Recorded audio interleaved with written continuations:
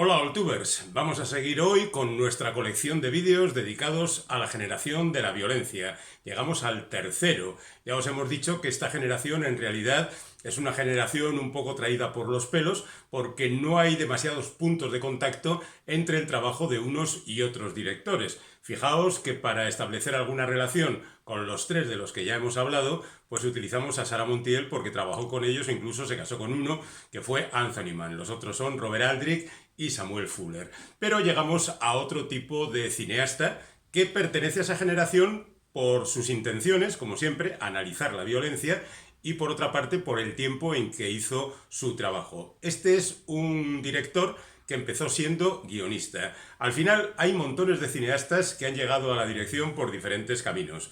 Generalmente por ser ayudantes de dirección, a veces han sido simplemente los chicos que llevaban el café y que poco a poco han ido creciendo. Han sido, por ejemplo, directores de fotografía, hay algunos excelentes, Jack Cardiff, que era mejor director de fotografía que cineasta, pero ¿qué le vamos a hacer? Hay otros que han llegado por ser actores, famosos son en los últimos tiempos un montón de actores que han decidido dar el salto a la dirección, pero también en el Hollywood clásico, gente como Burt Lancaster, Kirk Douglas, Frank Sinatra, llegaron a la dirección justamente por ser actores y desde otros puntos de vista también por haber trabajado en el mundo del cine. Pero a mí los dos que más me gustan son los que han llegado a la dirección por haber sido montadores, porque ser montador le da a uno una visión del cine precisa y perfecta, porque a veces 3 fotogramas de más o 3 fotogramas de menos desbarata una película. Y si el montador y director posterior tiene costumbre de hacer eso, al final acaba estropeando el trabajo. La verdad es que ese es un punto muy importante, ser un buen montador. Y el otro es ser un buen guionista, porque el guionista generalmente tiene la película en la cabeza. Escribe para que hagan otros el trabajo y luego se enfada porque el trabajo que le han hecho no le ha gustado demasiado. Pero cuando el director es además guionista, tiene todos los elementos en su mano para conseguir un buen trabajo. Y del director del que vamos a hablar hoy, utiliza todos esos elementos para conseguir, por una parte, un gran interés en las tramas. Por otro, una magnífica escritura del guión, porque lo ha hecho él y sabe lo que tiene que hacer para conseguir al mismo tiempo magníficos encuadres, un montaje perfecto y la mezcla de todos esos elementos convierten al cine de Richard Brooks en algo verdaderamente memorable. Yo sé que está un poco olvidado y sé también que ha hecho algunas películas mejorables, pero debo reconocer que quizá de esta generación de la violencia es el director que más me gusta, por eso que alguna vez ya he comentado en estos vídeos, porque mezcla, por un lado, la reflexión y la profundidad y las hermosas frases, y por otro, la liviandad de la aventura, la mucha acción, las peleas, los chistes más o menos afortunados, es decir, que por un lado es una película muy comercial y por la otra es una muy buena película reflexiva. Así que vamos con la historia de Richard Brooks, que estamos seguros que os va a interesar.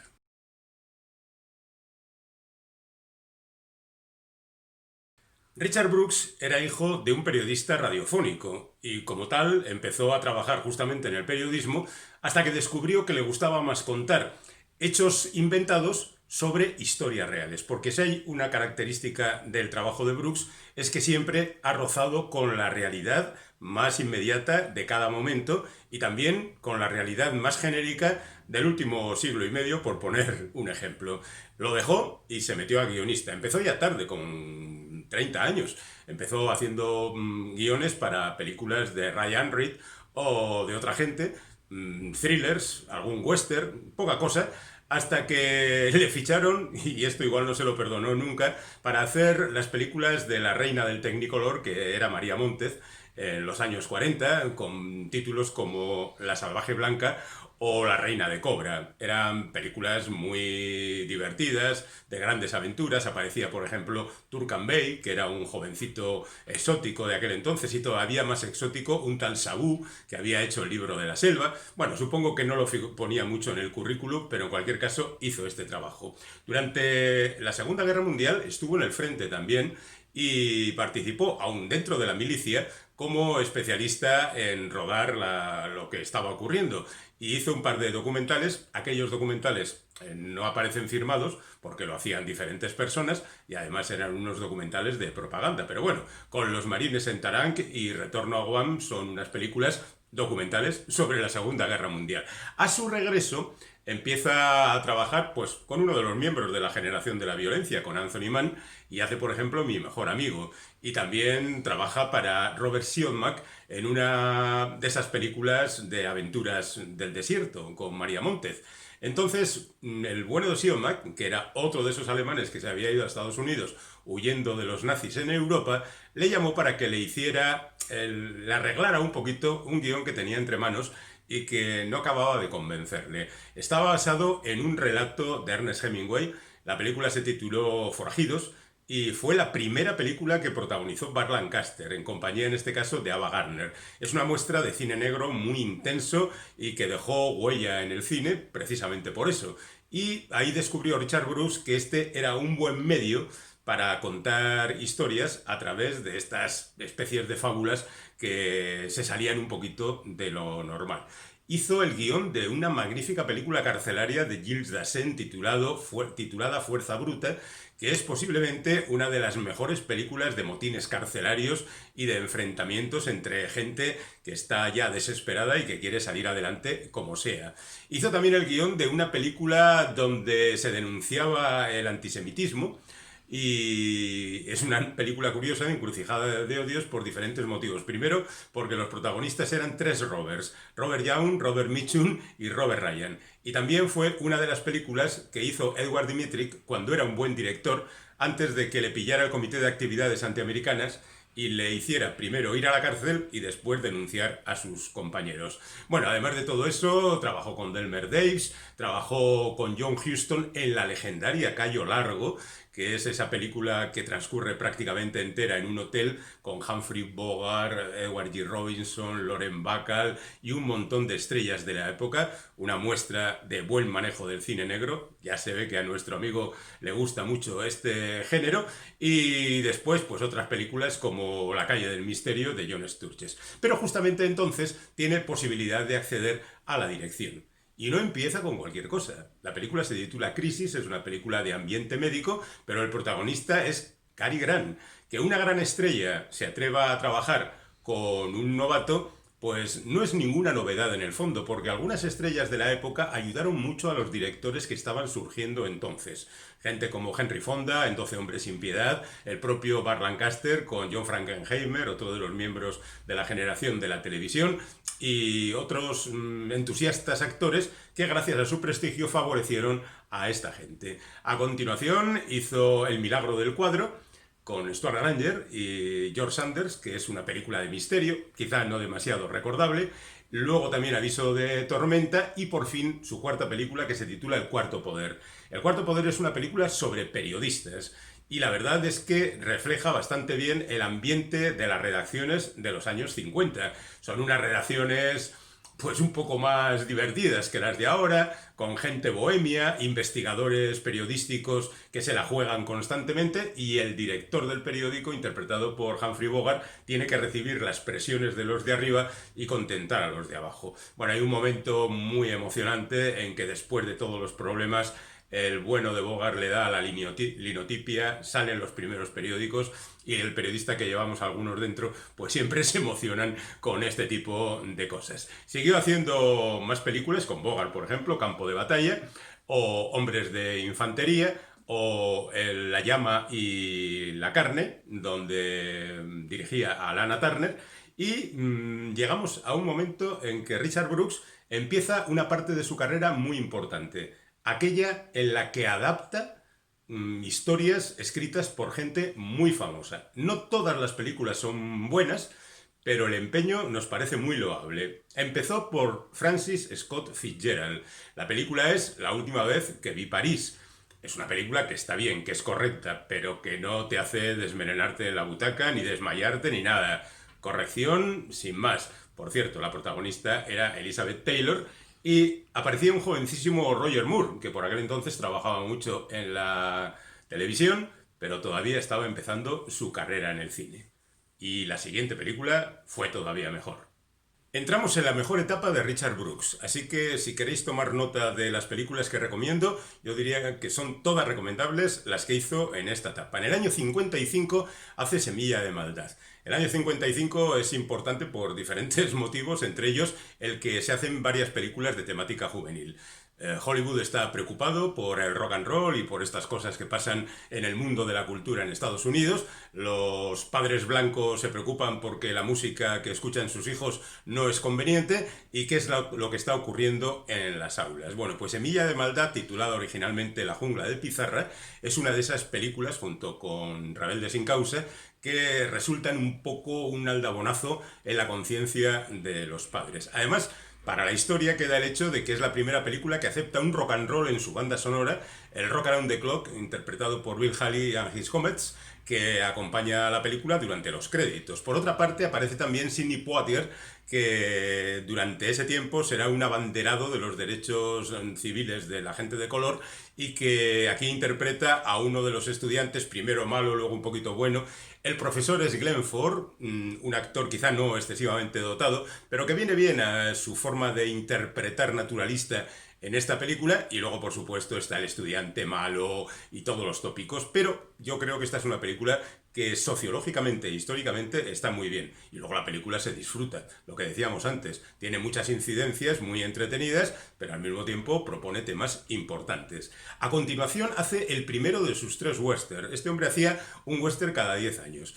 La última caza es un western ecologista en el año 56, y cuenta además con estrellas de la época como eran Robert Taylor y Stuart Granger como protagonistas. Robert Taylor, además, que era uno de los héroes del momento, acepta interpretar el papel de un malvado cazador loco verdaderamente que quiere exterminar a los búfalos o a los bisontes, más correctamente dicho, y que hace auténticas barbaridades, mientras que Stuart Granger trata de contener su ira, que le lleva incluso a maltratar a su mujer, etcétera, etcétera.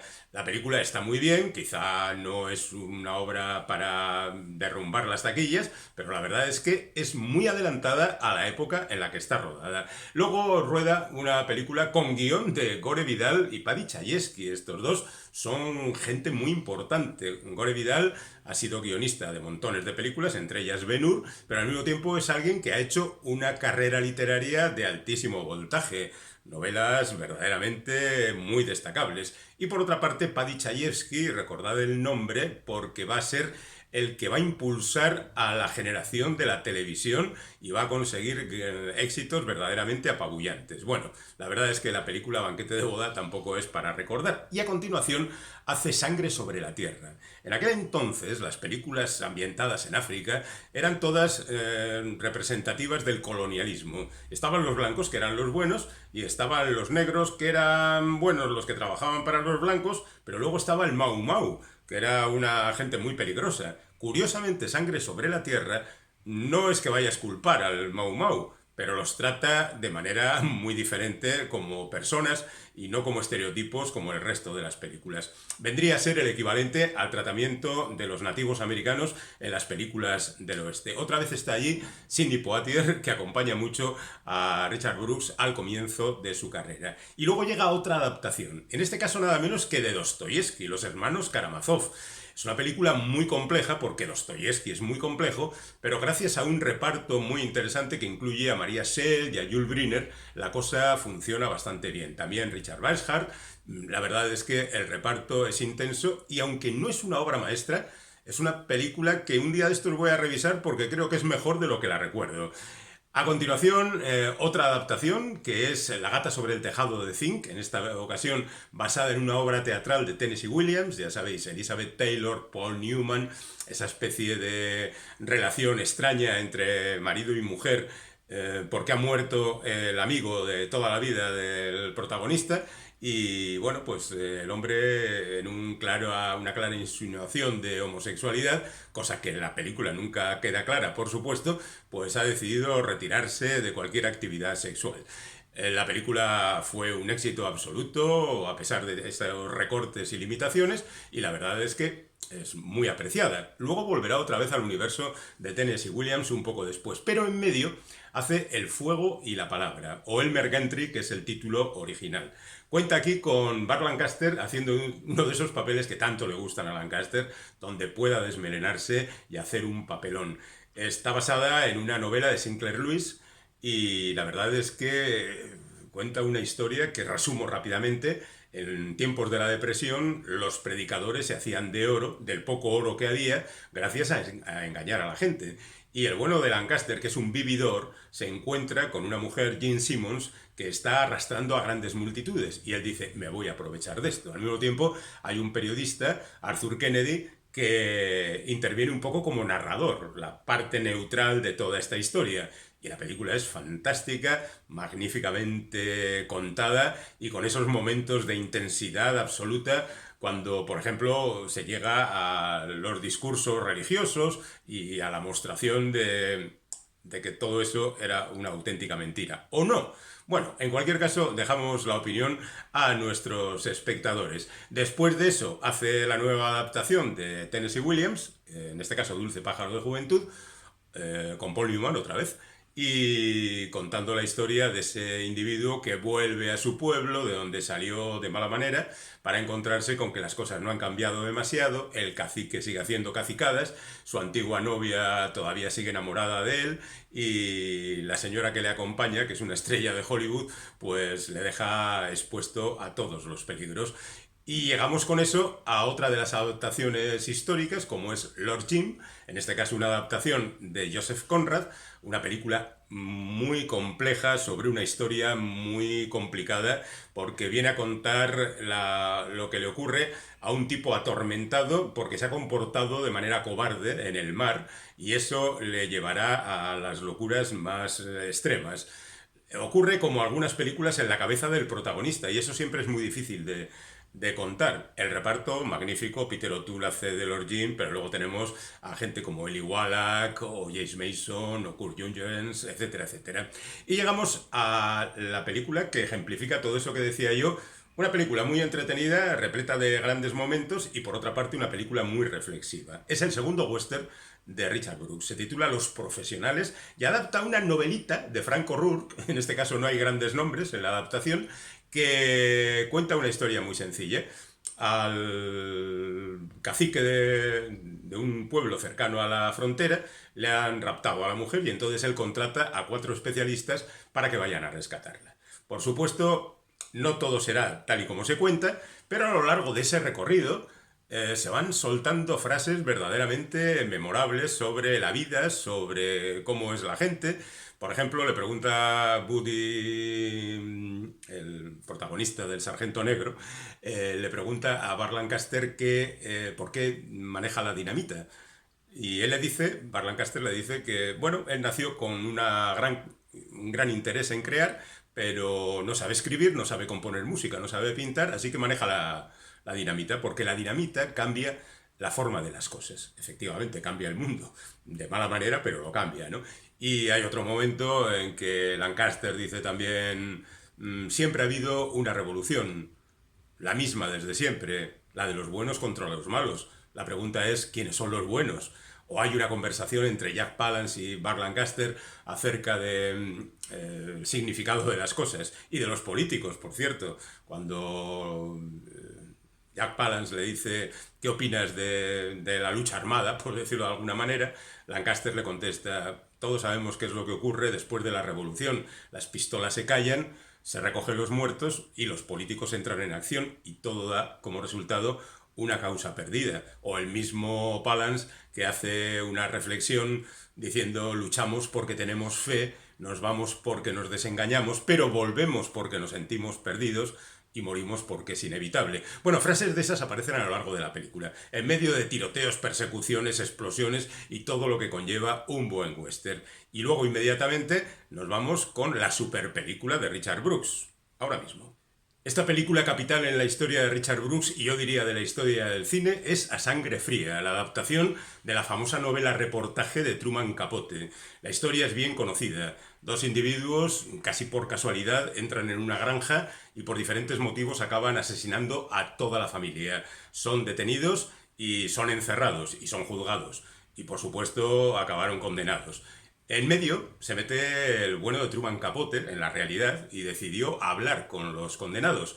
Habló con ellos y extrajo esta novela de la historia. Hay 2 historias recientes, dos películas más recientes que cuentan esa misma historia. Y a pesar de que los personajes, los actores interpretan muy bien el personaje de Truman Capote, en una es Toby Jones y en la otra Philip Hoffman, la verdad es que A Sangre Fría sigue siendo todavía la mejor adaptación de esa historia, porque muy pocas veces hemos visto la intensidad de miradas entre los personajes, a veces sin palabras en absoluto, raro viniendo de un guionista, y con un desarrollo de la historia impresionante. Y la secuencia final te deja la sangre congelada. Una película en blanco y negro en el año 67, pero decía el director que para contar esa historia tan negra necesitaba una fotografía muy contrastada en blanco y negro. Y a continuación hace en el año 69 Con los ojos cerrados, que podemos decir que es la última gran película de Richard Brooks, aunque haría todavía 5 más. Lo cierto es que esta es la película final y sería un happy end, porque la película originalmente se titula The Happy End, aunque en algunos lugares se distribuyó con el título de Con los ojos cerrados. ¿Qué hace valiosa esta película? Pues que es la auténtica experiencia de Richard Brooks. Él había estado casado con Gene Simmons, pero se habían divorciado ya para cuando rodó esta película. Y la película empieza con una boda entre Gene Simmons, justamente, y John Forsythe, que había trabajado ya con él en A Sangre Fría. Bueno, la película empieza con esa boda y aparece el final, como si al empezar justamente hubiera terminado. Es decir, la película empieza donde las demás terminan, en el happy end. Pero eso no es cierto.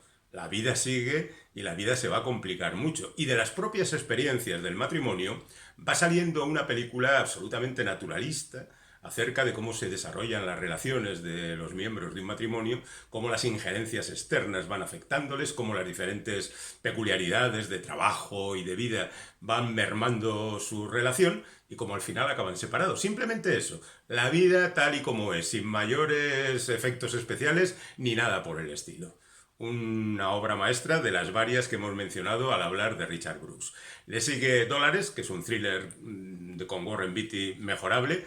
Le sigue el tercer western, que es Muerde la bala, que hace en el año 75. No está mal, pero comparado con Los profesionales, por ejemplo, es muy menor. Es una carrera de caballos, los protagonistas son James Coburn, Jim Hackman y Candice Bergen. Tiene episodios muy menores, como la fuga del marido de Candice Bergen de la cárcel. Y en definitiva te quedas con un poquito como con ganas de que Brooks retome el pulso, que ya no va a hacer.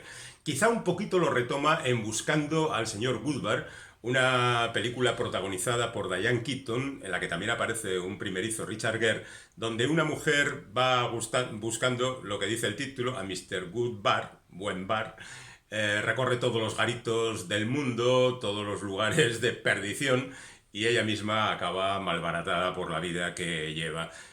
Objetivo Mortal es una película con Sean Connery de protagonista, donde viene a denunciar él, que había intentado ser periodista, los abusos de los medios y cómo a veces se cuentan las guerras, y terminaría todo eso con Juego Sucio en Las Vegas, que es un thriller con Ryan O'Neal que yo sinceramente he olvidado. No sabría decir ahora de qué va la película, para nada. Así que nos quedamos casi con Los ojos cerrados, que es la última gran película de Richard Brooks. Pero ya os he dicho que tiene muchas películas interesantes, algunas obras maestras, y que si podéis recuperarlas y tenéis un poco de paciencia, porque el cine de hace 50 años era muy diferente y llevaba un ritmo mucho más lento que el de ahora, pues seguramente podréis disfrutar de estas películas. Y tenemos preparada la batería para los 3 siguientes directores que aparecerán en próximos vídeos. Como siempre, os recordamos que hay posibilidad de suscribirse a este canal, que hay posibilidad de comentar lo que en él se ha dicho a través de los comentarios, que siempre trato de contestar aportando nuevos datos, que igual ahora se han quedado en el camino. Y la verdad es que nos gustaría que participarais de alguna manera e incluso se lo comentarais a los amigos y vecinos. Así que hasta la siguiente.